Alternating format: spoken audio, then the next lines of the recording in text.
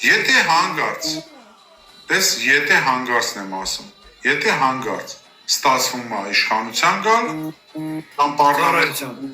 եւ եթե հանգարց ձեր մոտ չի ստացվում, այս դեպքում է դուք ինչ կանեք, այս դեպքում էլ ինչ կանեք, այդ եմ ուզում իմանալ։ Արսեն ջան, իմ հարցը գիտես որն է, որ ես կյանքում պլան B չունեմ։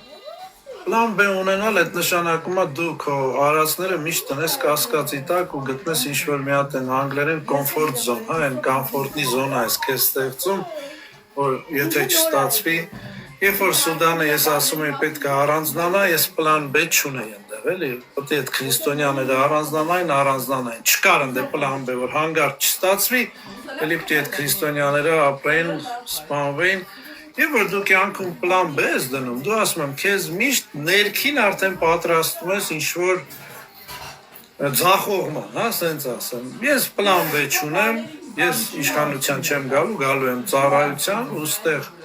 ձախողվելու հարց չկա, ինչ կլինի, երբ որ կգանք ծառայության, արդեն ասացի ինչ կլինի Հայաստանի համար, լինելու է խաղաղություն Ադրբեջանի հետ, այո, մենակ մի պայմանով, երբ որ Ադրբեջանը կլուծարվի, ու այդ Կովկասյան բռնի միացրած ազգերը կապրեն կոնֆեդերացիայի սկզբունքով։ Այստեղ լրի ուրիշ խաղաղության տարբերակ այդ երկրի հետ գոյություն չունի ու չէ կարող ունենա։ Մենք չունենք այն լծակները, խաղաղության պայմանագրի համար պետք է լծակ ունենաս։ Դու այսօր չունես ոչ միջազգային լծակ, ոչ ուժային լծակ, այդ մարդու վրա ազդելու համար, որպեսզի իրան բերես,